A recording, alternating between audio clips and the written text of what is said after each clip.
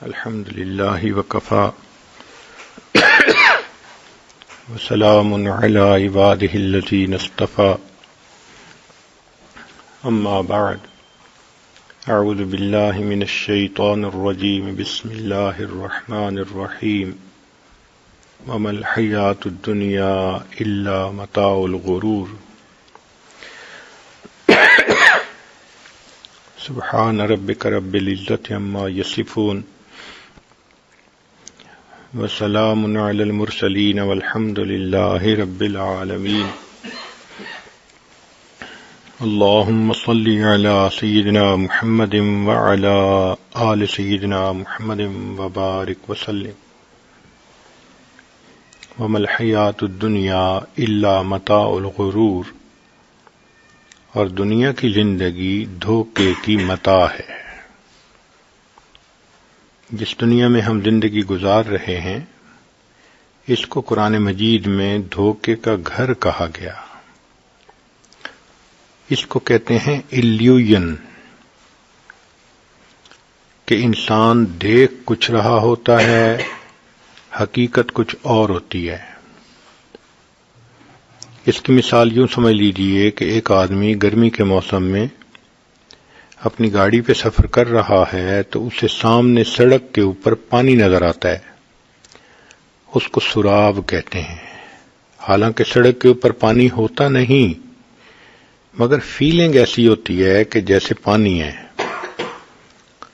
تو ایک فیلنگ ایسی جو حقیقت نہ ہو اس کو ایلیوژن کہتے ہیں۔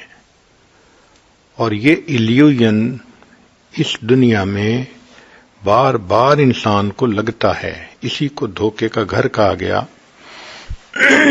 لکھے پڑھے لوگ، سمجھدار اور عقل مند لوگ وہ بھی دھوکے میں آ جاتے ہیں۔ ہر وہ چیز جو انسان کو اس کے مقصد سے ہٹا دے اس کو دھوکا کہتے ہیں۔ اس کی مثال یوں سمجھ لیجئے کہ ایک آدمی نے حج کے لیے جانا تھا، اس کو آخری فلائٹ کے اوپر سیٹ ملی اور فرسٹ کلاس میں ملی۔ اس نے کہا مجھے حج پہ تو ضرور جانا ہے، اس نے فرسٹ کلاس کی ٹکٹ خرید لی۔ اب جب تیاری کرنی تھی، جانا تھا، تو اس کو ذرا دیر ہو گئی، کھانا بھی نہ کھا سکا اور باقی بھی تیاری نہ کر سکا۔ تو کسی نے اس کو کہا کہ فکر کی بات نہیں، آپ ایئرپورٹ پہ جائیں، جب آپ فرسٹ کلاس لاؤنج میں جا کر بیٹھیں گے تو وہاں کھانا ہوتا ہے، تسلی سے کھانا کھا لینا۔ وہ پہلی مرتبہ سفر کر رہا تھا، اس نے کہا بہت اچھا۔ اب اس نے چیک ان کروا لیا اور فرسٹ کلاس لاؤنج میں آ گیا تو اس نے دیکھا کہ وہاں تو بوفے سسٹم ہے، بہت اچھے کھانے بڑے ہیں مختلف کوالٹیز کے۔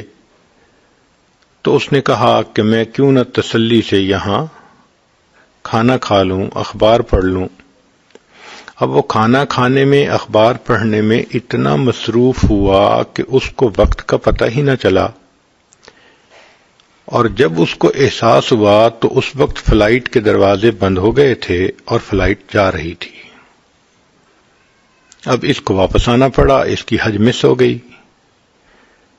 تو اس کا کھانا کھانا، اخبار پڑھنا اور فرسٹ کلاس لاؤنج میں بے فکر ہو کے بیٹھنا، اس کو دھوکا کہیں گے۔ چاہیے یہ تھا کہ اس کو فکر ہوتی کہ میں نے کس ٹائم پہ دروازے کے اوپر پہنچنا ہے اور جہاز میں بیٹھنا ہے، مگر یہ تو بھول گیا۔ اسی طرح انسان کو اس دنیا میں ایسے کام پڑتے ہیں، ایسے معاملات سے سروکار پڑتا ہے کہ یہ ان میں اتنا مصروف ہو جاتا ہے کہ یہ اپنی موت کو بھول جاتا ہے، آخرت کو بھول جاتا ہے۔ اس لیے اس دنیا کو دھوکے کا گھر کہا۔ ہمارے ایک بہت قریبی دوست تھے، بڑے عقل مند، سمجھدار، شائننگ اسٹوڈنٹ تھے۔ ایک سبجیکٹ میں وہ فیل ہو گئے۔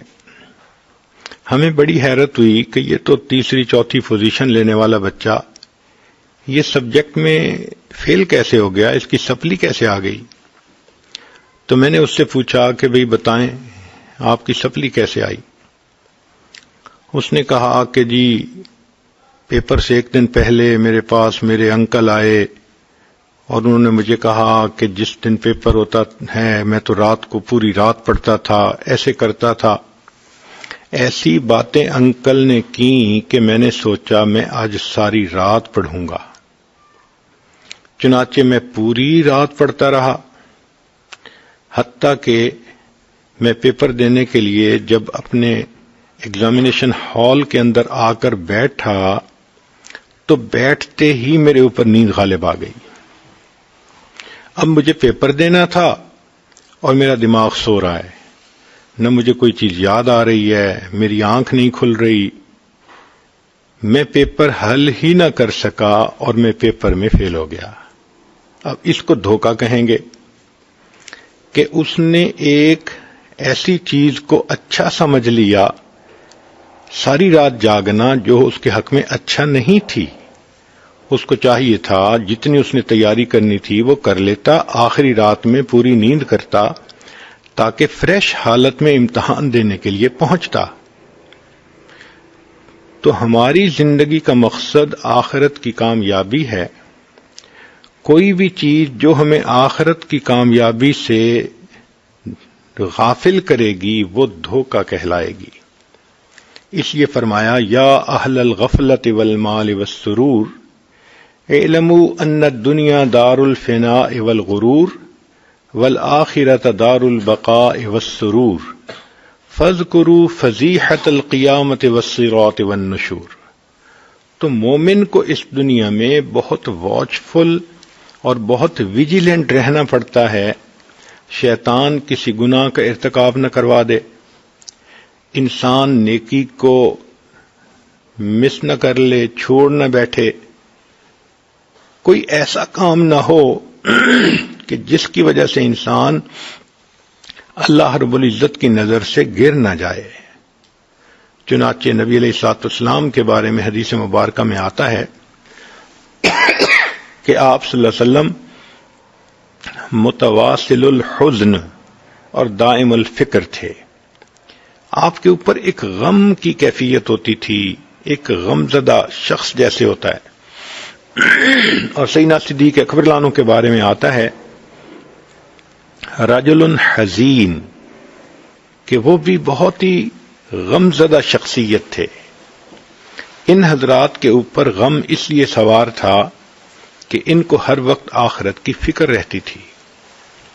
سیدنا عمر بن الخطاب رضی اللہ تعالیٰ عنہ کے بارے میں آتا ہے کہ وہ اتنا روتے تھے کہ ان کی دونوں آنکھوں سے جو آنسو ٹپکتے تھے اس کی وجہ سے ان کے رخسار کے اوپر لکیریں بن گئی تھیں، نشان بن گئے تھے آنسوؤں کے ٹپکنے کے. حضرت علی رضی اللہ تعالیٰ عنہ ایک رات مسجد میں کھڑے تھے اور کہہ رہے تھے یا صفرا یا بیضا غر غیری، اے سونے اے چاندی میرے غیر کو دھوکہ دے، میں تیرے دھوکے میں آنے والا نہیں ہوں. تو ان حضرات کی زندگیوں کا مطالعہ کرنے سے یہ بات سامنے آتی ہے کہ یہ بے پرواہ لوگ نہیں تھے کہ جن کو فکر ہی کوئی نہ ہو اور زندگی میں کوئی غم نہ ہو، پریشانی نہ ہو، بلکہ یہ وہ لوگ تھے جو فکر مند رہتے تھے، اپنی آخرت کے بارے میں ہر وقت سوچتے تھے. حضرت عثمان غنی رضی اللہ تعالی عنہ کا قول ہے کہ مومن کو اس دنیا میں 6 قسم کے غم لگے ہوتے ہیں. ہر مومن کو اس دنیا میں 6 قسم کے غم لگے ہوتے ہیں. پہلا ہے اہل و عیال ذکر سے غافل نہ کر دے. قرآن مجید میں اللہ تعالیٰ فرماتے ہیں یا ایھا الذین آمنوا لا تلھکم اموالکم ولا اولادکم عن ذکر اللہ. اے ایمان والو، تمہارا مال اور تمہاری اولاد تمہیں اللہ کی یاد سے غافل نہ کر دے. آپ دیکھیں آج انسان غفلت میں پڑتا ہے تو کام، کاروبار، بزنس کی وجہ سے، اموالکم، یا پھر پڑتا ہے تو اپنے بیوی بچوں کی وجہ سے، یہ دو ہی چیزیں ہیں جو انسان کے لیے غفلت کا سبب بنتی ہیں۔ کیسے؟ اب ذرا غور کیجئے گا۔ مثال کے طور پہ شادی بیٹے کی کرنی ہے تو بیٹے کی شادی میں اتنی مصروفیت، نمازیں قضا کر بیٹھتے ہیں، شادی میں اتنی مصروفیت کہ باقی دینی کام ایک طرف رہ جاتے ہیں۔ پھر ذرا دیکھیے کہ شادی سے پہلے سب روٹھے ہوئے رشتہ داروں کو منا لیتے ہیں۔ اگر گھر میں کام کرنے والا بھی کوئی ناراض تھا، ڈرائیور تھا یا کوئی اور، تو اس کو بھی منا لیتے ہیں کہ جی خوشی کا موقع ہے، ہر کسی کو منا لیں۔ تو اتنی اچھی تیاری کی، سب کو منا لیا روٹھے ہوئوں کو، لیکن جب شادی کا وقت آیا تو مخلوط محفل ہو گئی۔ مرد عورتیں بے حجاب ایک دوسرے کے سامنے ہیں، بے پردہ ہو گئے، تو شادی کے موقع پہ اللہ اور اس کے رسول کو ناراض کر دیا۔ اس کا مطلب یہ کہ جو ایک ڈرائیور کو اہمیت دی کہ اس کو منایا گیا، اتنی اہمیت تو اپنے رب کو بھی نہ دی گئی، اتنی اہمیت تو نبی علیہ الصلوۃ والسلام کو بھی نہ دی گئی۔ ہمیں یہ چاہیے تھا کہ ہم اس شادی کے موقع پہ ایسے سنت طریقے سے کرتے، کوئی گناہ نہ ہوتا، اللہ اور اس کے رسول صلی اللہ علیہ وسلم راضی ہو جاتے۔ آج کتنے لوگ ہیں جو ان شادی کی بیاہ اور رسوم میں لگ کر شریعت کے خلاف کام کر لیتے ہیں۔ تو معلوم ہوا کہ مال اور اولاد یہ دھوکہ ہے، واچفل رہنا چاہیے۔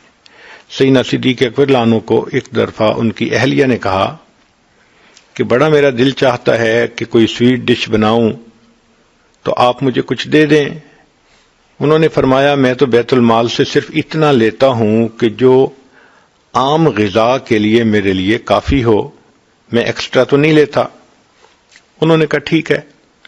اب انہوں نے کیا کیا کہ تھوڑا تھوڑا پیسہ بچانا شروع کر دیا گروسری میں سے، حتیٰ کہ ایک دن انہوں نے حلوہ بنایا، تو جب سیدنا صدیق اکبر عنہ نے دیکھا تو انہوں نے پوچھا کہ یہ حلوہ کیسے بنایا؟ انہوں نے کہا کہ میں تھوڑا تھوڑا پیسہ بچاتی رہی، اتنے پیسے ہو گئے کہ میں سویٹ ڈش بنا سکوں۔ تو صدیق اکبر عنہ نے فرمایا کہ دیکھو میں بیت المال سے لیتا ہوں، اتنا لے سکتا ہوں جتنا ایک عام بندہ لیتا ہے، اور عام بندے کو سویٹ ڈش کے لیے آسانی نہیں ہوتی۔ یہ کہہ کر جتنا انہوں نے پیسہ اکٹھا کیا تھا، آئندہ تنخواہ میں سے اتنا پیسہ لینا کم کر دیا۔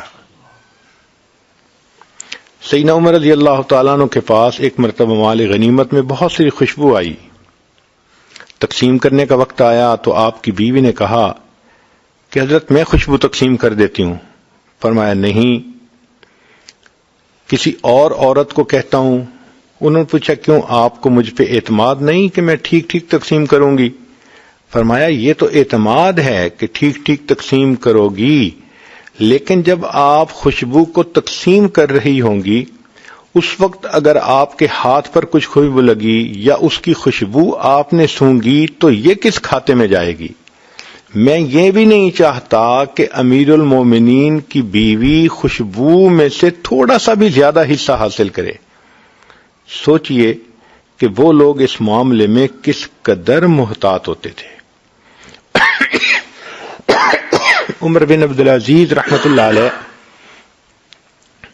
ان کی رشتہ دار عورت آئی، کہنے لگی کہ آپ کے حکم سے بیت المال سے کوئی پیسہ بھی کسی کو دیا جا سکتا ہے، تو میرے لیے آپ کچھ کر دیں۔ انہوں نے کہا کہ میں تو نہیں ایسے کسی کو فیور کر سکتا۔ انہوں نے کہا کہ آخر میں تمہاری رشتہ دار ہوں، ان کا رشتہ دار ہیں، لیکن میں آپ کو اتنا ہی دے سکتا ہوں جتنا ہر مسلمان کا حق ہے، اس سے زیادہ نہیں دے سکتا۔ پھر اس کے بعد عمر بن عبدالعزیز رحمت اللہ علیہ نے کہا کہ آگ جلائی جائے۔ جب آگ جلائی گئی تو آپ نے گوشت منگایا اور اس کو آگ کے اوپر بھونا۔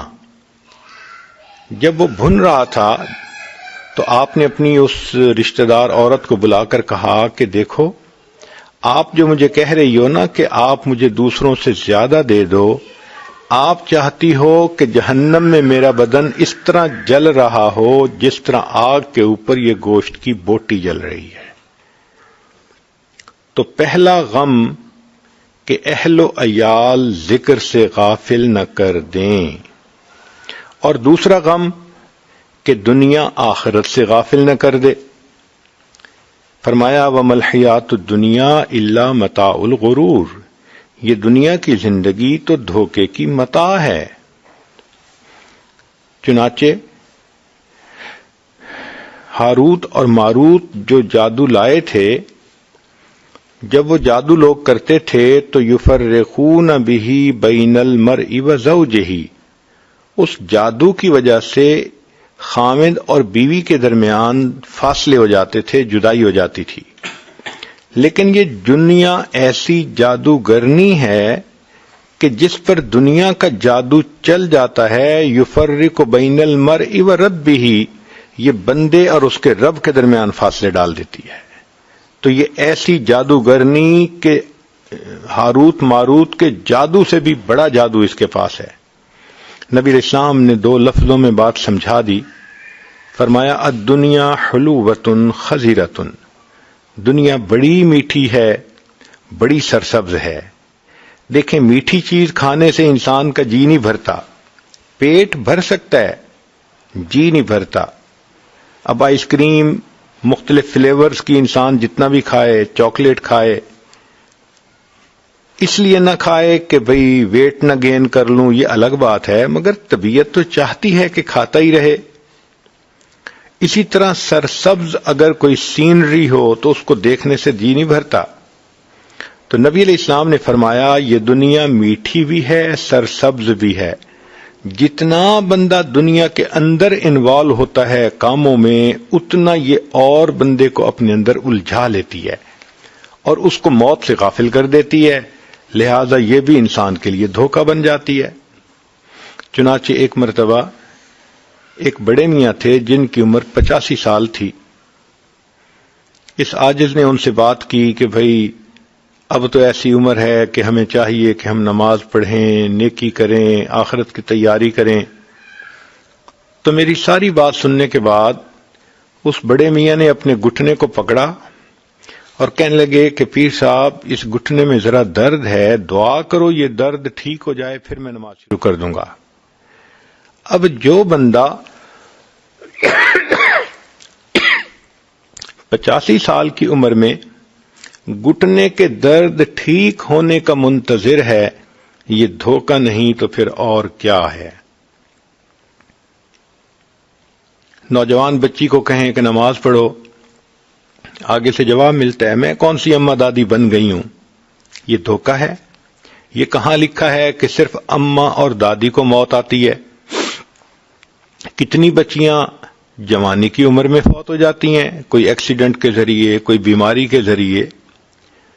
تو یوں ذہن میں رکھنا کہ ہم اس وقت مریں گے جب بال سفید ہو جائیں گے، تو یہ دھوکہ ہے.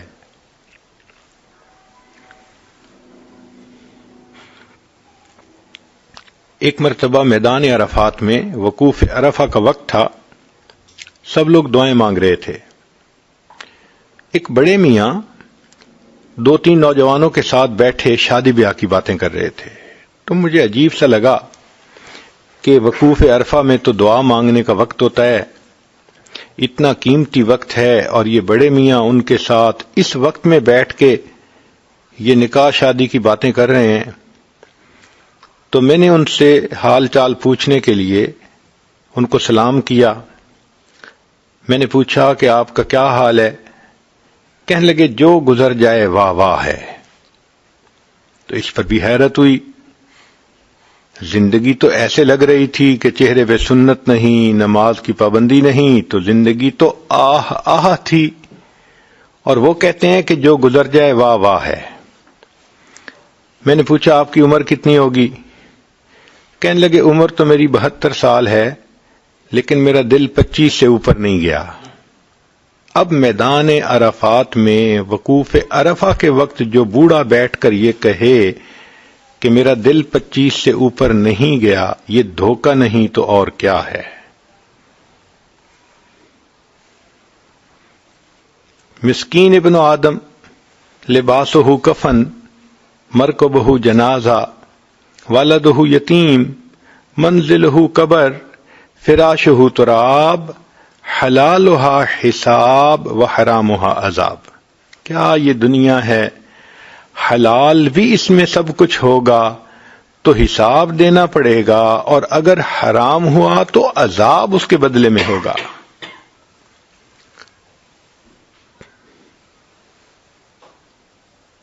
تیسرا غم ہر مومن کو یہ ہوتا ہے کہ شیطان اعمال کو باطل نہ کر دے. چنانچہ شیطان ہمارا دشمن ہے. قرآن مجید میں رب کریم نے فرما دیا ان الشیطان لکم عدو فاتخذوہ عدوا. یہ شیطان تمہارا دشمن ہے، تم اس کو دشمن ہی بنا کے رکھو. اور یہ شیطان ہمیں خیال ڈالتا رہتا ہے گناہوں کے، اور چونکہ ہمارے اپنے نفس کی اصلاح نہیں ہوتی تو ہم شیطان کے آئیڈیے کے پیچھے پڑ جاتے ہیں اور گناہوں میں لگ جاتے ہیں. ہمارے مشائخ کو اللہ رب العزت جزائے خیر عطا فرمائے کہ انہوں نے کھول کھول کے بتایا کہ شیطان انسان پر کیسے حملہ کرتا ہے. تو آج ذرا اس بات کو تسلی سے سن لیجئے کہ شیطان انسان کو 3 طرح سے دھوکہ دیتا ہے. سب سے پہلے جب انسان نے کوئی نیکی کا کام کرنا ہوتا ہے تو ذہن میں ڈالتا ہے اچھا پھر کر لیں گے. توبہ کرنی ہے، ہاں پھر کر لیں گے. نماز شروع کرنی ہے، اچھا پھر کر لیں گے. یعنی اس موقع پہ نہیں کرنے دیتا. چنانچہ ایک مرتبہ ایک صاحب ملے جن کی عمر تقریباً 65 سال تھی. میں نے ان سے بات کی نماز کے بارے میں کہ آپ شروع کیجئے، اب تو ریٹائرمنٹ کی ایج آ گئی، آپ فارغ ہوتے ہیں اور اللہ نے آپ کو خوب مال پیسہ دیا ہے، آپ کو کوئی رزق کی پریشانی بھی نہیں. تو انہوں نے اپنے پوتے کو اٹھایا ہوا تھا جس کی عمر تقریباً کوئی 1.5 سال تھی. تو اس کی طرف اشارہ کر کے کہنے لگے حضرت میں نے عہد کر لیا. میں نے پوچھا کیا؟ کہ یہ عہد کر لیا کہ میں اپنے اس پوتے کو حافظ بناؤں گا، اور جس دن اس نے تراویح کی نماز کرنی ہے شروع میں، اس دن نماز کی ابتدا کر دوں گا. اب یہ دھوکہ نہیں تو اور کیا ہے؟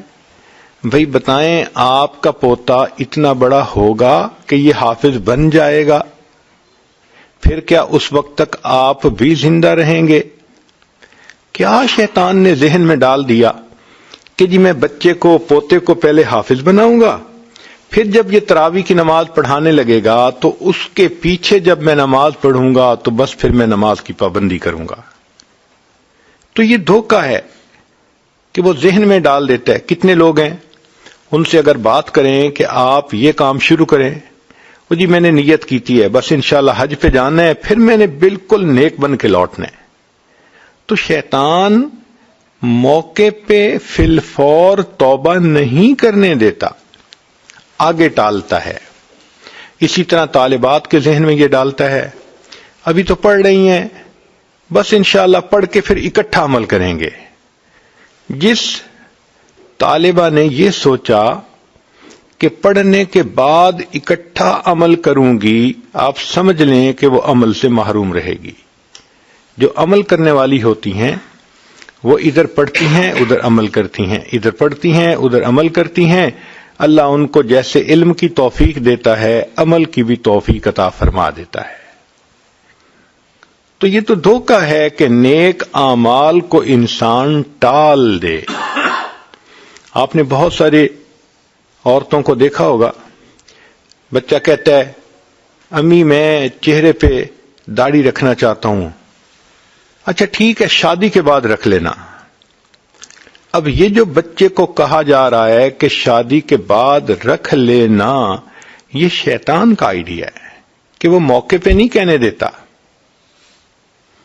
چنانچہ لڑکا کہتا ہے امی مجھے نیک دیندار بیوی چاہیے، عالمہ چاہیے، اور آگے سے ماں جواب دیتی ہے بس وہ میں نے اپنے بھائی کی بیٹی سے کر لینا ہے، تمہارے پاس آئے گی اس کو نیک بنا لینا. یہ جتنی اس قسم کی باتیں ہیں کہ تم یہ کر لینا، سمجھ لیں کہ یہ شیطان کی طرف سے ہوتی ہیں.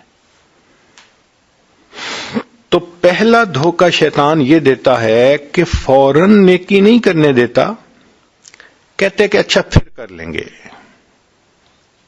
اور اگر کوئی انسان اس کی یہ بات نہ مانے کہ بھئی کل کر لیں گے، یہ کہے کہ نہیں مجھے تو آج ہی نیکی کرنی ہے، تو شیطان اپنی ہار نہیں مانتا. شیطان پھر دوسرا راؤنڈ شروع کر دیتا ہے. دوسرا راؤنڈ کیا کہ نیکی کے دوران اس کے ذہن میں وسوسے ڈالتا ہے. مثلا آپ نے نماز کی نیت باندھ لی تو اب یہ ہار نہیں مانے گا کہ بھئی میں نے تو روکا تھا کل سے نماز شروع کرنا، یہ تو ابھی کھڑی ہو گئی مصلی پہ. بلکہ وہ کیا کرے گا، نماز کے دوران کبھی دوست کا خیال، کبھی بچے کا خیال، کبھی فلاں کا خیال، اب یہ وسوسے ڈال رہا ہے.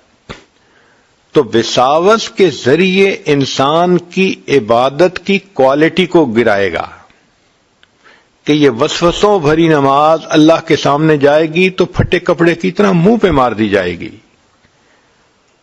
تو یہ سمجھ لیتا ہے کہ اس نے میری بات نہیں مانی، یہ وضو کر کے مصلی پہ کھڑی ہو گئی. اب کھڑی ہو گئی تو اب دوسرا راؤنڈ کیا کہ اس کو یکسوئی سے عبادت مت کرنے دو، اس کے ذہن میں خیال ڈالتے رہو. چنانچہ کبھی اس کو کوئی خیال، کبھی کوئی خیال. ایک مرتبہ ایک صاحب بتانے لگے کہ میں نے عہد کیا کہ آج میں ایسی 2 رکعت پڑھوں گا کہ جس 2 رکعت میں مجھے کوئی دنیا کا خیال نہ آئے، تکبیر اولیٰ سے لے کے سلام پھیرنے تک بس اللہ ہی کی یاد رہے. میں 2 رکعت پڑھتا، پھر کوئی نہ کوئی خیال، پھر 2 رکعت پڑھتا، پھر 2 رکعت پڑھتا، حتیٰ کہ میں نے 20 رکعت پڑھ لی اور نماز میں کوئی نہ کوئی خیال میں لگ جاتا. پھر میں نے ایک دفعہ کہا کہ اب تو میں تھک بھی گیا ہوں، بس آخری 2 رکعت ایسے پڑھنی ہے کہ مجھے کوئی خیال نہ آئے. کہنے لگا کہ جب میں نے آخری 2 رکعت کی نیت باندھی تو پوری نماز میں یہی سوچتا رہا کہ مجھے کوئی خیال نہ آئے، مجھے کوئی خیال نہ آئے. اور سلام پھیرنے کے بعد خیال آیا کہ اللہ کو تو یاد کرنے کی بجائے میں تو خیال ہی میں لگا رہا کہ مجھے کوئی خیال نہ آئے. تو یہ دوسرا دھوکہ ہوتا ہے شیطان کا کہ اعمال کو یکسوئی سے نہیں کرنے دیتا. ایک طالبہ پڑھنے کے لیے تو مدرسے میں آ گئی، لیکن اب شیطان اس کو وسوسے دلاتا ہے. کبھی گھر کی یاد دلائے گا، کبھی بہن کی یاد آئے گی، کبھی کسی دوست کی یاد آئے گی، دل اچاٹ کرے گا تاکہ پڑھائی میں دل نہ لگے، سبق یاد نہ کر سکے اور اچھی طرح دلچسپی سے یہ جو ہے علم حاصل نہ کرے. تو یہ شیطان کی دوسری ٹرائی ہوتی ہے کہ عمل کے دوران بندے کو صحیح عمل نہیں کرنے دیتا. اور اگر انسان فرض کرو عمل کر بھی لے اور شیطان کے وساوس کی طرف دھیان نہ دے تو شیطان پھر بھی ہار نہیں مانتا. پھر ایک تیسرا راؤنڈ شروع ہو جاتا ہے. اس تیسرے راؤنڈ میں شیطان کوشش کرتا ہے کہ اس کا کیا ہوا عمل ضائع ہو جائے. یہ سب سے زیادہ خطرناک چیز ہے. کیسے؟ ریا کے ذریعے سے. چنانچہ ایک صاحب بات کرنے لگے، جب میں 4تھی مرتبہ حج پہ گیا تو یہ ہوا تھا. اب بتائیں کہ بھئی حج پہ گئے تھے یہ ہوا تھا، اس میں 4تھی مرتبہ کہنے کی کیا ضرورت تھی؟ ریاکاری، کہ دوسروں کو پتہ چلے کہ میں نے 4 حج کیے ہیں. ریا کی وجہ سے عمل ضائع. مؤذن کو مسجد میں آ کر بتائیں گے، آج آپ نے فجر کی جب اذان دی تو آپ نے یوں کیا، میں تو اصل میں تہجد میں جاگا ہوا ہوتا ہوں. بھائی کیا ضرورت تھی لوگوں کے سامنے یہ سب کچھ بتانے کی؟ اس کو کہتے ہیں ریاکاری، کہ دوسروں کے سامنے دکھاوا کرنا، اس ریا سے کیا ہوا عمل ضائع ہو جاتا ہے. اور پھر دوسرا حسد سے ضائع کرنا. حدیث پاک میں آتا ہے الحسد یاکل الحسنات کما تاکل النار الحطب، کہ جس طرح آگ خشک لکڑی کو کھا لیتی ہے، حسد اس طرح انسان کی ہوئی نیکیوں کو کھا لیتا ہے. اب کبھی کلاس فیلو لڑکی کے ساتھ حسد کر دیا، کبھی رومیٹ کے ساتھ حسد ہو گیا. ایسی بری بیماری ہے یہ حسد کہ انسان کے کیے ہوئے عمل ضائع ہو جاتے ہیں. کبھی کبھی انسان کلمات کفر زبان سے نکلوا دیتا ہے اور پچھلے سارے عمل ضائع ہو جاتے ہیں. چنانچہ کلمات کفر کا بھی پتہ ہونا چاہیے، علماء نے کتابوں میں لکھے ہیں. چنانچہ مالا بدمن میں حضرت قاضی ثناء اللہ پانی پتی رحمۃ اللہ علیہ نے کلمات کفر کا بیان بھی کیا. فارسی کی کتاب ہے. اس میں انہوں نے یہ مسئلہ بھی لکھا کہ اگر دو عورتیں بات کر رہی تھیں اور ایک نے بات کرتے ہوئے کہا کہ بھئی شریعت کا تو یہ حکم ہے، اور دوسری نے آگے سے کہہ دیا رکھ پرے شریعت کو فقد کفر، اس نے کفر کا ارتکاب کر لیا. اب بتائیں یہ اتنا نازک مسئلہ ہے کہ اگر کسی نے شریعت کی بات کہی جی کہ یہ تو شریعت کی بات ہے، اور سننے والی عورت آگے سے کہہ دے گی کہ رکھ پرے شریعت کو، تو ان الفاظ کے کہنے سے کفر کا ارتکاب کیا، پچھلے سارے اس کے عمل ضائع ہو گئے.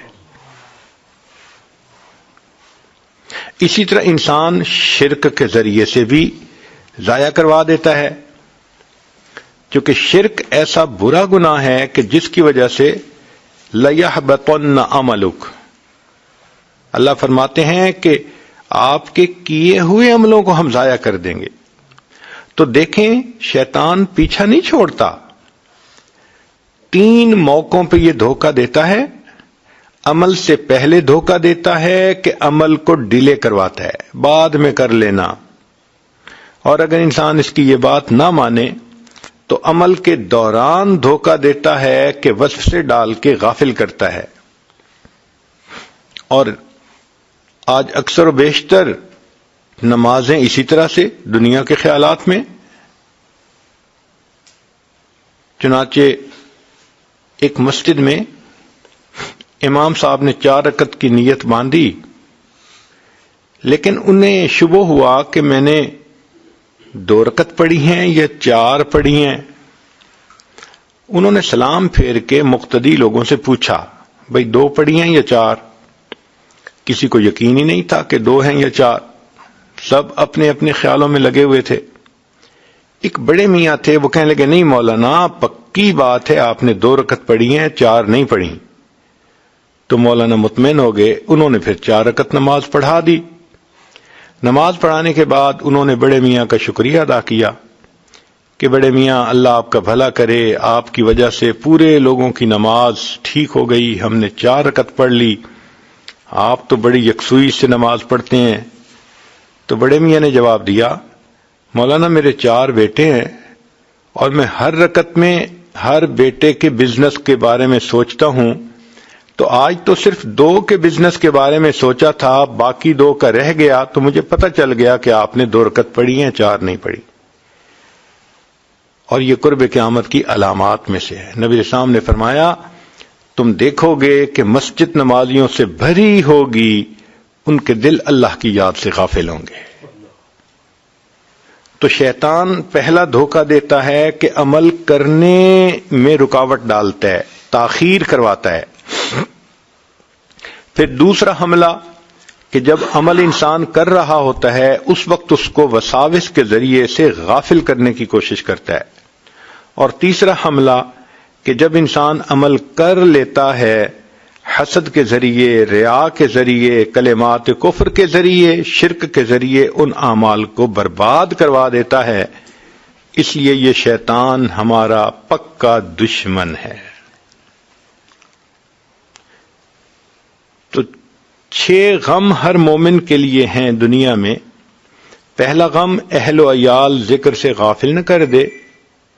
دوسرا غم دنیا آخرت سے غافل نہ کر دے، تیسرا غم کہ شیطان اعمال کو باطل نہ کر دے، اور چوتھا غم کہ کرامن کاتبین نافرمانی نہ لکھ لیں۔ چنانچہ انسان جو بھی گناہ کرتا ہے ان گناہوں کو اسی وقت لکھنے والے فرشتے لکھ لیتے ہیں۔ ان علیکم لحافظین کرامن کاتبین یعلمون ما تفعلون، تو ہمارے اوپر محافظ متعین ہیں، جو گناہ کرتے ہیں وہ فرشتے لکھ لیتے ہیں۔ تو مومن کو ہر وقت یہ فکر ہوتی ہے۔ چنانچہ اللہ والے ہر وقت یہ سوچتے ہیں کہ کوئی ایسا عمل نہ ہو کہ فرشتے نام اعمال میں گناہ لکھ لیں۔ امام ربانی مجد الفسانی رحمۃ اللہ علیہ فرماتے ہیں، اس امت میں ایسی پاک باز ہستیاں گزری ہیں کہ ان کے گناہ لکھنے والے فرشتے کو 20 سال تک گناہ لکھنے کا موقع نہیں ملا۔ اللہ اکبر کبیرہ۔ چنانچہ عبداللہ ابن مبارک رحمۃ اللہ علیہ مشہور محدث ہیں، انہوں نے ایک واقعہ لکھا، المرأۃ متکلمۃ بالقرآن، ایک عورت جو صرف قرآن مجید کے الفاظ سے ہی گفتگو کرتی تھی۔ وہ کہتے ہیں کہ میں حج عمرے سے فارغ ہو کے واپس آ رہا تھا، ایک درخت کے نیچے میں دوپہر کو قیلولہ کرنے کے لیے لیٹ گیا، تھکا ہوا تھا۔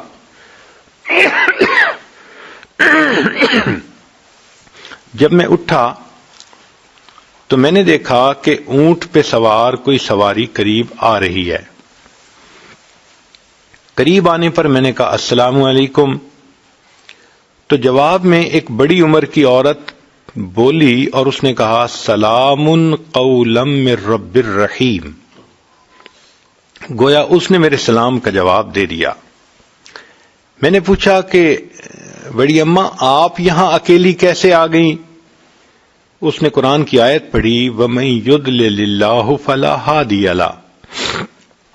میں سمجھ گیا کہ یہ راستہ بھول گئی ہے اور اب اس کو راستے کی تلاش ہے۔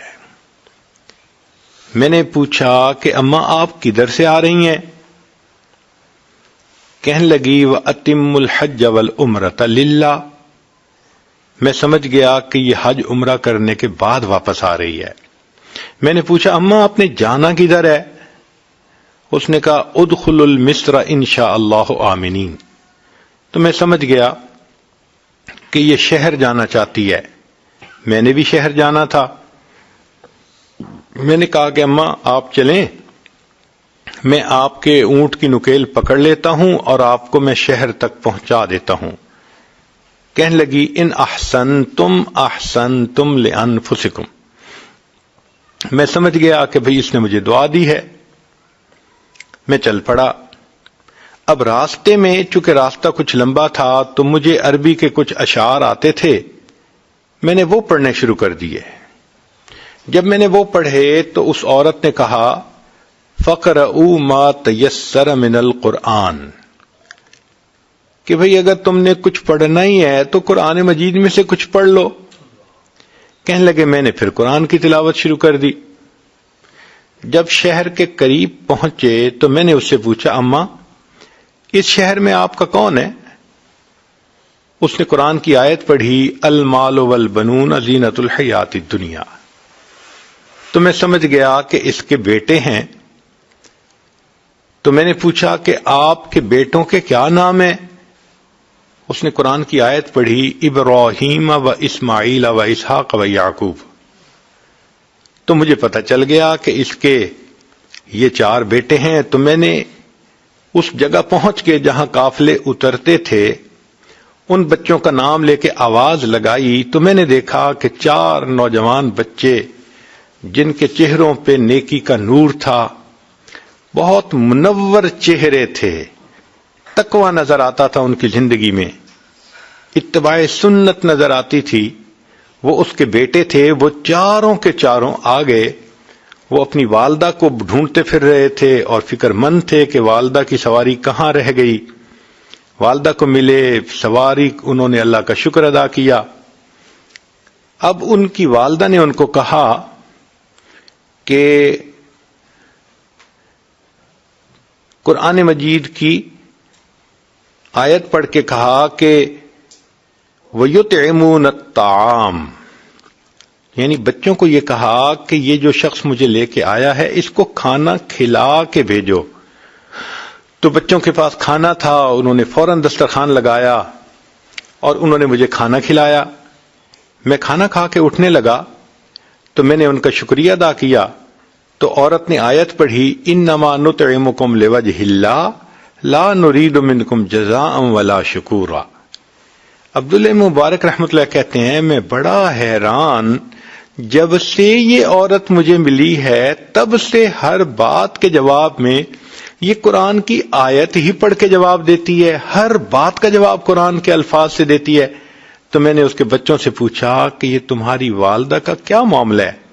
وہ کہنے لگے ہماری یہ والدہ قرآن کی حافظہ، حدیث کی عالمہ ہے، اس کے دل میں اللہ رب العزت کے سامنے قیامت کے دن کھڑے ہونے کا اتنا خوف ہے کہ پچھلے 20 سال سے اس کے منہ سے قرآن کے سوا کوئی دوسرا لفظ نہیں نکلا۔ اب اگر سوچئے کہ اس امت میں ایسی عورتیں بھی قیامت کے دن اللہ کے سامنے پیش ہوں گی کہ 20 سال تک ان کی زبان سے قرآن کے سوا کوئی دوسرا لفظ نہیں نکلا، تو وہاں اگر آج کی بچیاں ذرا سی بات میں کسی پہ تہمت ہے، غیبت ہے، کسی کے بارے میں بدگمانی ہے، الزام تراشی ہے، لایانی باتیں ہیں، ہم اپنے نامہ اعمال کو اللہ کے سامنے کیسے پیش کر سکیں گے؟ تو اس لیے ہم ہر وقت فکر مند رہیں کہ کوئی ایسا کام نہ ہو، کوئی ایسا عمل نہ ہو، بات نہ ہو کہ گناہ لکھنے والے فرشتے نامہ اعمال کے اندر گناہوں کو لکھ سکیں۔ 5واں غم یہ ہوتا ہے کہ ملک الموت غفلت میں نہ پکڑ لے، اس لیے کہ اس دنیا میں انسان جو اعمال کرتا ہے تو نیکی کا اثر بھی موت کے وقت ظاہر ہوتا ہے اور گناہوں کا اثر بھی موت کے وقت ریفلیکٹ ہوتا ہے۔ چنانچہ علماء نے لکھا ہے کہ بہت سارے گناہ ایسے ہیں کہ موت کے وقت انسان کو کلمہ پڑھنے سے محرومی ہو جاتی ہے۔ مثال کے طور پہ زنا کا گناہ ایسا ہے کہ اکثر و بیشتر جو بندہ زنا سے توبہ نہ کرے، موت کے وقت اس کی زبان پہ فالج پڑ جاتا ہے اور وہ کلمہ پڑھنا بھی چاہے تو نہیں پڑھ سکتا۔ حدیث مبارکہ میں ہے کہ کتنے لوگ ایسے ہیں کہ ساری زندگی ان کے نام مسلمانوں کی فہرست میں رہتے ہیں، جب موت کا وقت آتا ہے مسلمانوں کی فہرست سے نام خارج کر دیا جاتا ہے۔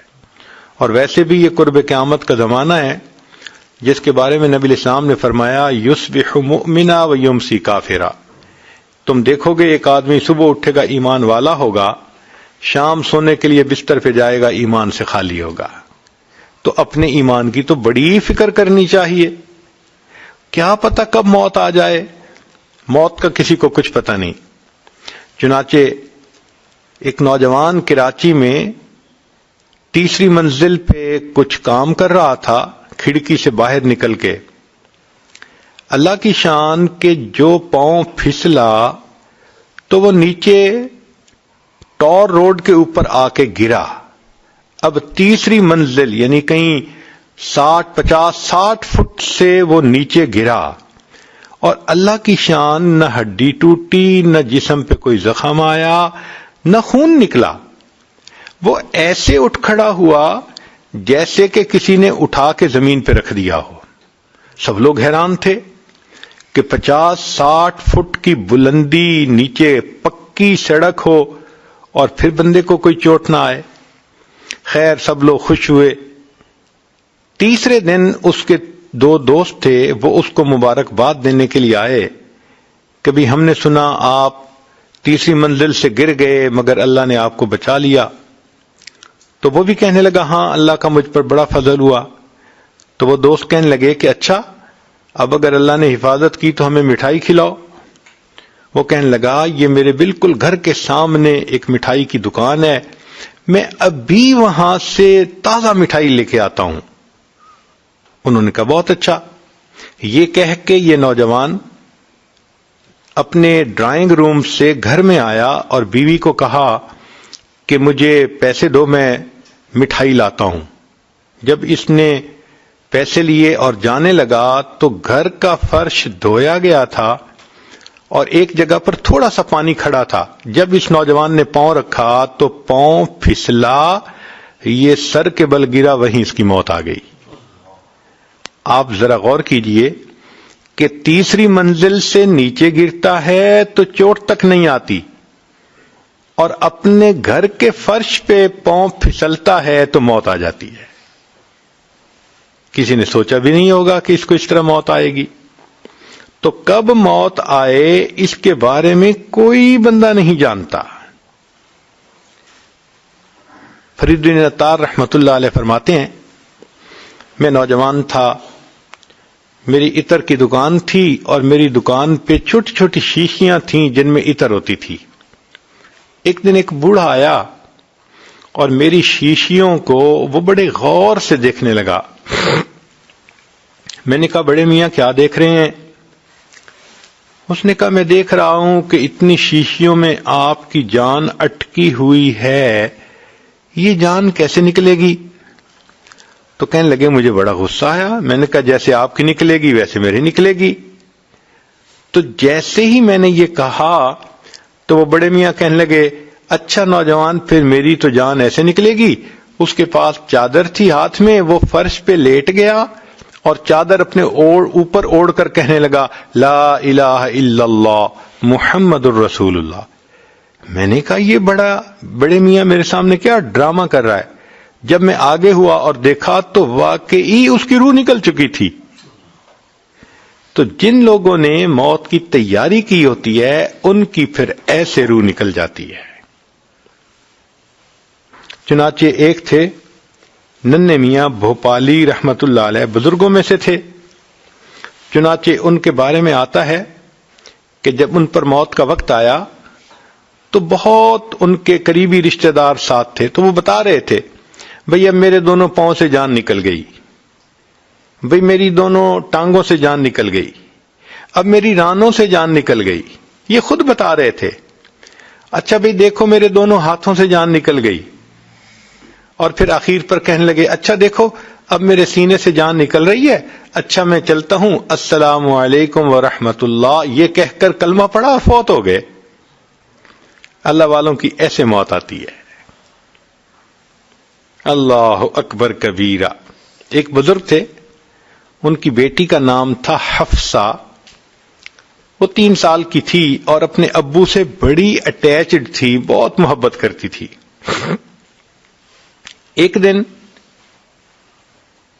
جب یہ لیٹے ہوئے تھے تو وہ حفصہ آئی اور وہ چاہتی تھی کہ ابو میرے ساتھ بات کریں، میرے ساتھ کھیلیں، مگر یہ بالکل خاموش، آنکھیں بند کیے اللہ کی یاد میں لیٹے ہوئے تھے۔ ان کا آخری وقت قریب تھا۔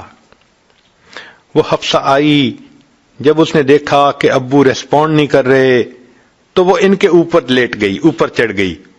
کبھی وہ ان کی آنکھیں کھولنے کی کوشش کرے، کبھی منہ کھولنے کی کوشش کرے، ابو آپ مجھ سے بات ہی نہیں کر رہے، میری بات ہی نہیں سن رہے، مجھے جواب کیوں نہیں دے رہے۔ جب اس نے کافی کوشش کی اور دیکھا کہ ابو اس کے ساتھ پوری طرح کوآپریٹ نہیں کر رہے، وہ کہنے لگی اچھا ابو میں آپ سے خفا ہوں، میں نے آپ سے کاٹی کر لی۔ وہ چھوٹی بچی حفصہ اپنے والد سے ناراض ہو کے دوسرے کمرے میں چلی گئی اور اس نے جا کے رونا شروع کر دیا۔ اب جب ماں نے اس کو روتے ہوئے دیکھا تو اس نے کہا بیٹی کیوں رو رہی ہو؟ اس نے کہا ابو مجھ سے نہیں بولتے، میں نے ابو سے کاٹی کر لی ہے۔ اس نے کہا آؤ میں تمہیں لے جاتی ہوں، ابو سے تمہاری سلو کروا دیتی ہوں۔ وہ بیوی اپنی بیٹی کو لے کر آئی اور اس نے اپنے خاوند کو کہا کہ دیکھیں نا حفصہ آپ سے خفا ہے، اس کو منا لیں، یہ آپ سے روٹھ گئی ہے۔ جب انہوں نے یہ کہا نا حفصہ روٹھ گئی ہے، آپ اس کو منا لیں، تو ان بزرگوں نے آنکھ کھول کر کہا کون سی حفصہ اور کیسی حفصہ، ہم نے تو اپنے یار کو منا لیا، لا الہ الا اللہ محمد الرسول اللہ، کلمہ پڑھا اور ان کی موت آ گئی۔ تو جنہوں نے نیکی پہ زندگی گزاری ہوتی ہے ان کو یوں کلمے پہ موت آتی ہے، اور جنہوں نے گناہوں کی زندگی گزاری ہوتی ہے موت کے وقت ان سے کلمے کی نعمت ہی چلی جاتی ہے۔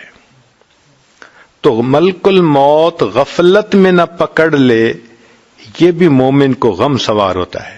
اور ایک چھٹا غم کہ اللہ تعالی کی خفیہ تدبیر ایمان کو ختم نہ کر دے۔ چنانچہ ہمارے اکابر اس بات پہ بہت ڈرا کرتے تھے کہ آج تو اللہ نے ایمان عطا کیا، پتہ نہیں موت تک یہ محفوظ رہے گا یا نہیں رہے گا۔ امام احمد بن حنبل رحمۃ اللہ علیہ کا واقعہ ہے کہ جب ان کی وفات کا وقت قریب آیا تو ان کے شاگرد قریب تھے، تو شاگرد جو ہیں وہ کلمہ پڑھنے لگے، لیکن امام صاحب صرف لا کا لفظ پڑھتے اور خاموش ہو جاتے، لا، پھر تھوڑی دیر کے بعد لا، پھر لا، تو 2-3 دفعہ انہوں نے صرف لا کا لفظ پڑھا، پورا کلمہ نہیں پڑھا۔ تو شاگرد بڑے حیران۔ اللہ کی شان کے تھوڑی دیر کے بعد امام احمد بن حنبل رحمۃ اللہ علیہ کی طبیعت ذرا سنبھل گئی اور وہ ہوش میں آ گئے۔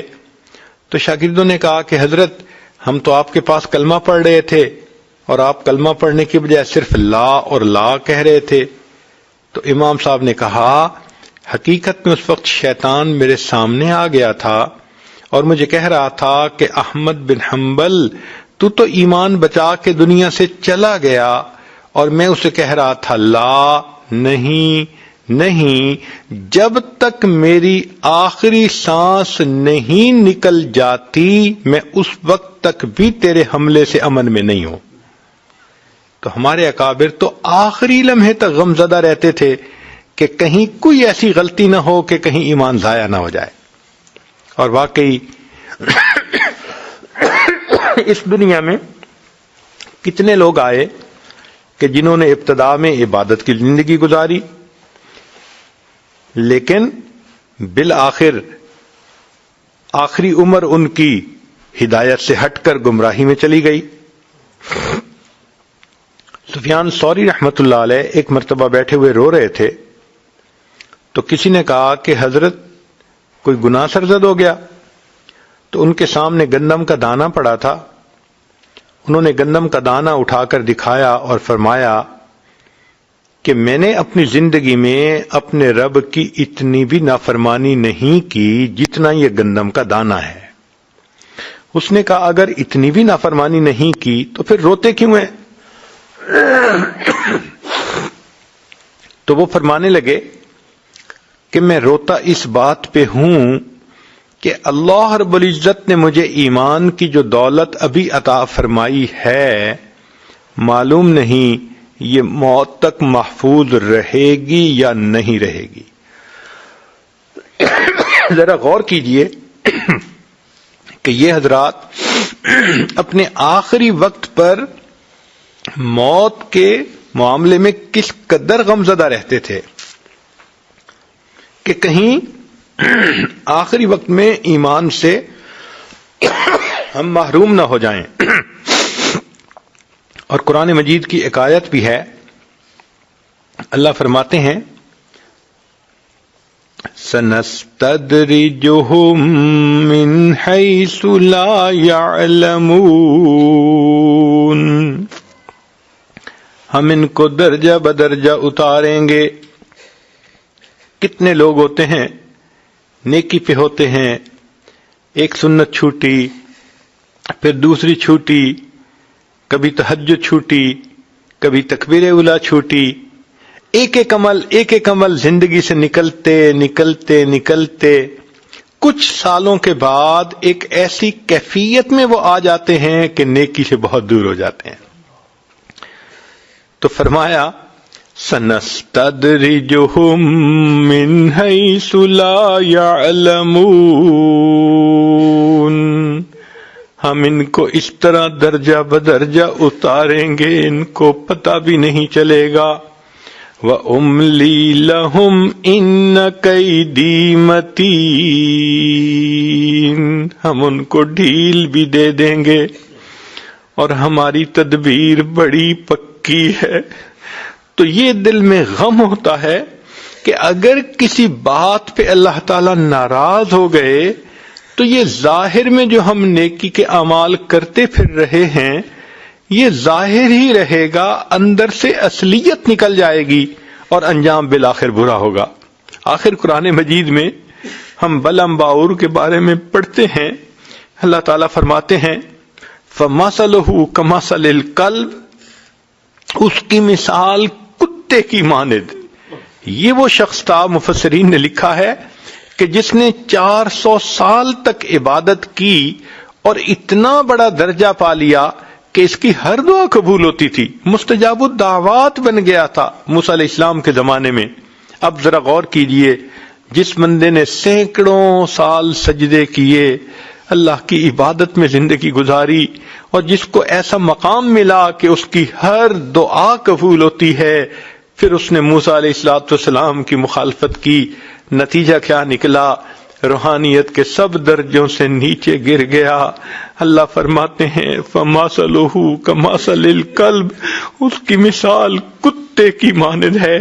جب یہ کتے کا لفظ پڑھتے ہیں تو دل ڈرتا ہے کہ اللہ وہ بھی تو آخر انسان تھا، اتنے 100 سال کی عبادت کے باوجود آپ نے اس کو کتا فرما دیا۔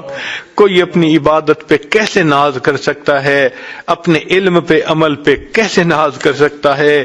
اس لیے ہمیں چاہیے کہ ہم اللہ رب العزت سے ڈرتے رہیں، عجب نہ آئے، تکبر نہ آئے، میں نہ آئے، انسان اپنے آپ کو دوسروں سے بہتر اور برتر نہ سمجھے، بس یہی سمجھے اللہ میں کمزور بندہ ہوں، آپ مجھے عمل کی توفیق عطا فرماتے ہیں، اب ان عملوں کی حفاظت کی بھی توفیق دے دیجئے، اور اللہ جب دنیا سے جانے کا وقت آئے تو ہمارے ایمان کی بھی حفاظت فرما دیجئے۔ جس بندے کو ایسے غم لگے ہوئے ہوں تو وہ بندہ پھر غم زدہ ہی نظر آئے گا۔ چنانچہ نبی علیہ السلام کے بارے میں حدیث مبارکہ میں آتا ہے کہ نبی علیہ السلام متواصل الفکر تھے، دائم الحزن تھے۔ اللہ تعالی ہمیں بھی آخرت کا یہ غم عطا فرما دے، ایسا نہ ہو کہ یہ دنیا کا دھوکہ ہمیں بھی غافل کر دے اور ہم ایمان سے جو ہے وہ محروم نہ ہوں۔ اللہ رب العزت ہم پر رحمت کی نظر فرمائے۔ جو بچیاں قرآن مجید حدیث مبارکہ پڑھنے کے لیے آئی ہیں، یہ اللہ رب العزت کی مقبول بندیاں ہیں، اللہ نے ان کو چنا ہے اپنے دین کے لیے۔ اب ان کو چاہیے کہ یہ اور زیادہ دین کی محنت کے لیے اور دین کو مقصد زندگی بنانے کے لیے اللہ سے دعائیں مانگتی رہیں، کرتی بھی رہیں اور ڈرتی بھی رہیں۔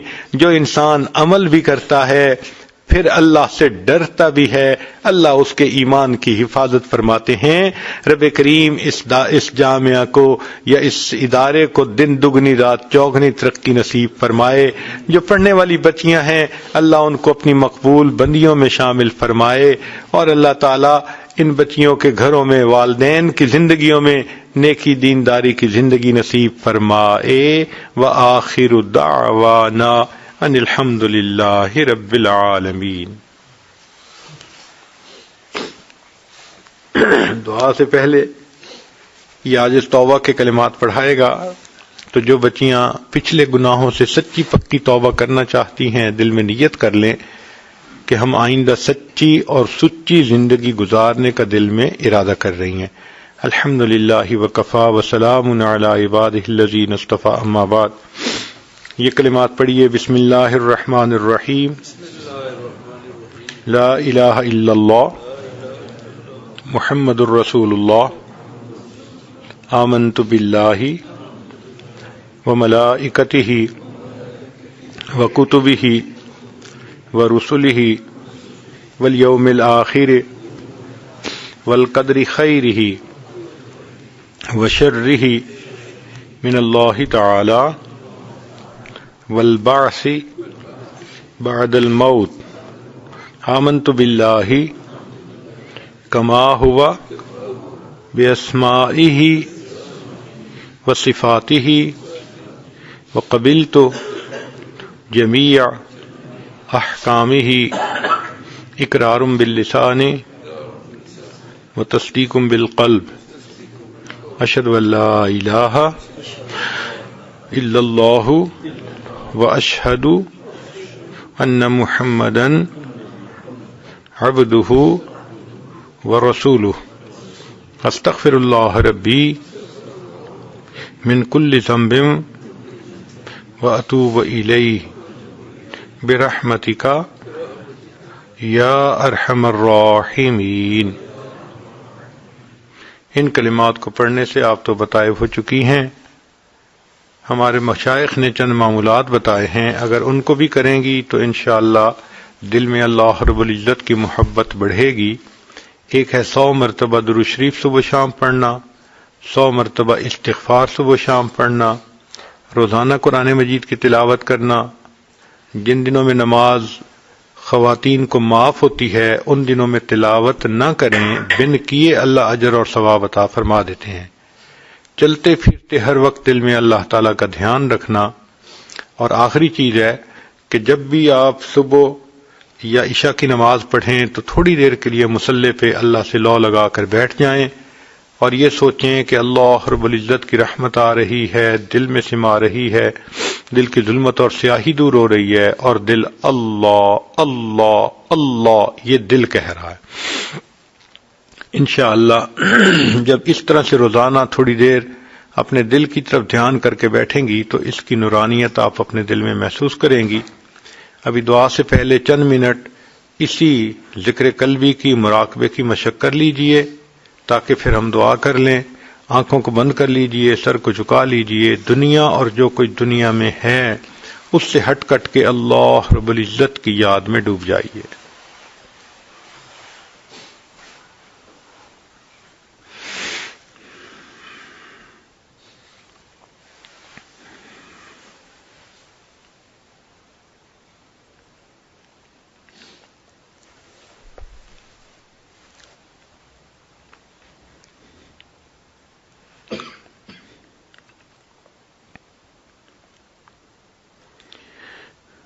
ہوا و حرص والا دل بدل دے، میرا غفلت میں ڈوبا دل بدل دے، بدل دے دل کی دنیا دل بدل دے، خدایا فضل فرما دل بدل دے، گنہگاری میں کب تک عمر کاٹوں، گنہگاری میں کب تک عمر کاٹوں، بدل دے میرا رستہ دل بدل دے، سنوں میں نام تیرا دھڑکنوں میں،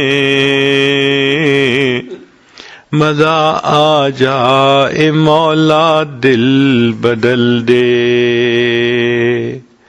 ہٹا لوں آنکھ اپنی ماں سوا سے، جیوں میں تیری خاطر دل بدل دے،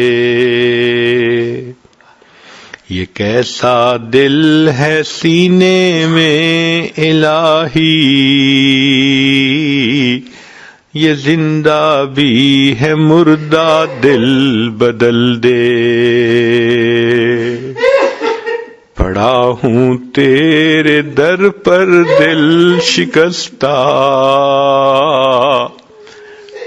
پڑا ہوں تیرے در پر دل شکستہ، رہوں کیوں دل شکستہ دل بدل دے، تیرا ہو جاؤں اتنی آرزو ہے، تیرا ہو جاؤں اتنی آرزو ہے، بس اتنی ہے تمنا دل بدل دے، میری فریاد سن لے میرے مولا، بنا لے اپنا بندہ دل بدل دے، گنہگاری میں کب تک عمر کاٹوں،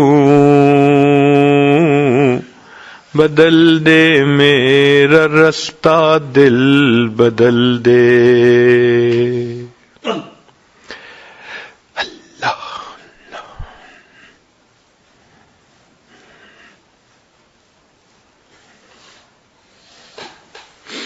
لا الہ الا اللہ محمد الرسول اللہ۔ دعا کر لیجئے، سبحان ربی العلی الوہاب، اللہم صلی علی سیدنا محمد وعلی آل سیدنا محمد وبارک وسلم۔ اے کریم آقا، ہم آپ کے عاجز مسکین بندے ہیں، ہمارے گناہوں کو معاف فرما، خطاؤں سے درگزر فرما، عیبوں کی پردہ پوشی فرما، جو گناہ ہم نے دن میں کیے معاف فرما، راتوں میں کیے معاف فرما، محفل میں کیے معاف فرما، تنہائیوں میں کیے معاف فرما، جو گناہ ہمیں یاد ہیں وہ بھی معاف فرما، جو کر کے بھول گئے وہ گناہ بھی معاف فرما۔ اے کریم آقا، آنے والے وقت کو گزرے وقت سے بہتر فرما، آنے والی زندگی کو گزری ہوئی زندگی کا کفارہ بنا۔ رب کریم، ہمارے جسمانی بیماریوں کو دور فرما، روحانی بیماریوں کو دور فرما، اس سے پہلے کہ ظاہر کی آنکھیں بند ہو جائیں، من کی آنکھیں کھلنے کی توفیق عطا فرما، اس سے پہلے کہ لوگ ہمیں کلمہ پڑھائیں، ہمیں اپنے اختیار سے کلمہ پڑھنے کی توفیق عطا فرما، اس سے پہلے کہ لوگ ہمیں غسل دیں، ہمیں غسل توبہ کرنے کی توفیق عطا فرما، اس سے پہلے کہ لوگ کفن پہنائیں، ہمیں تقوی کی پوشاک پہننے کی توفیق عطا فرما، اس سے پہلے کہ ہماری نماز پڑھی جائے، اللہ ہمیں نماز کی حضوری نصیب فرما، اور اس سے پہلے کہ قیامت کے دن آپ کے سامنے پیشی ہو، اللہ ہمیں اپنی بارگاہ میں قبولیت نصیب فرما۔ اے کریم آقا، ہمارے آنے والے وقت کو گزرے وقت سے بہتر فرما، علم حاصل ہونے کے بعد جہالت کے کاموں سے محفوظ فرما، اللہ عزتیں ملنے کے بعد ذلت سے محفوظ فرما۔ اے کریم آقا، اپنے قرب کے بعد دوری سے محفوظ فرما، ہدایت ملنے کے بعد گمراہی سے محفوظ فرما، دوستی کے رنگ میں دشمنی کرنے والوں سے بھی محفوظ فرما۔ اللہ ہم پر رحمت کی نظر فرما۔ اے اللہ، جو روٹی کا سائل ہوتا ہے اس کا تو کوئی مسئلہ نہیں، ایک در سے نہ ملے وہ دوسرے پہ چلا جاتا ہے، نہ ملے تیسرے پہ چلا جاتا ہے۔ اللہ، مسئلہ تو ہمارا ہے جن کے پاس ایک ہی در ہے، ہم اچھی طرح جانتے ہیں اللہ، جو آپ کے در سے خالی اٹھتا ہے وہی بد نصیب ہوتا ہے۔ اے کریم، اپنے در سے خالی نہ اٹھائیے، اللہ ہم پر رحمت کی نظر ڈال دیجئے، جھولیاں بھر دیجئے۔ اے اللہ، یہ طالبات مستورات آپ کے سامنے دامن پھیلائے بیٹھی ہیں، ان کی نیک مرادوں کو پورا فرما دیجئے۔ اللہ، جو بچیاں پڑھنے والی ہیں ان کے سینوں کو علم کے نور سے منور فرما۔ اے اللہ، جو پڑھانے والی معلمات ہیں ان کی محنتوں کو قبول فرما، جو ادارے کا اہتمام انتظام چلانے والے ہیں اللہ ان کی بھی قربانیوں کو قبول فرما، جو ادارے کے معاونین ہیں اللہ ان کو اپنے مقربین میں شامل فرما۔ اے میرے مولا، ہم پر رحمت کی نظر فرما۔ کریم آقا، یوسف علیہ السلام نے بھائیوں کو معاف کرتے ہوئے کہا تھا، لا تثریب علیکم اليوم۔ اللہ، آپ کے پیارے حبیب صلی اللہ علیہ وسلم نے فتح مکہ کے دن قریش مکہ کو معاف کرتے ہوئے یہی کہہ دیا تھا، لا تثریب علیکم اليوم، جاؤ تمہارے اوپر کوئی گناہ نہیں۔ اے اللہ، آپ سب کریموں سے بڑے کریم ہیں اور آپ کو اپنی شان کریمی پہ بڑا ناز ہے۔ قرآن مجید میں آپ نے اس کے جا بجا تذکرے بھی کیے ہیں۔ اللہ آج اپنی شان کریمی کا اظہار فرما دیجئے، اپنے بندے بندیوں کو یہی فرما دیجئے، لا تثریب علیکم اليوم اذهبوا انتم الطلقاء، جاؤ تم بخش آئے ہو۔ میرے مولا تیری ایک نگاہ کی بات ہے، میری زندگی کا سوال ہے، اے اللہ آپ رحمت کی نظر فرما دیجئے، ہمارے گناہوں کو بخش دیجئے، ہمیں نیکی کے رستے پہ چڑھا دیجئے، اے اللہ استقامت عطا فرما دیجئے، اے اللہ جو زندگی میں نیک اعمال کیے اللہ ان کو شرف قبولیت عطا فرما دیجئے، اور آئندہ ہماری ہر سے نفس شیطان سے حفاظت فرما دیجئے۔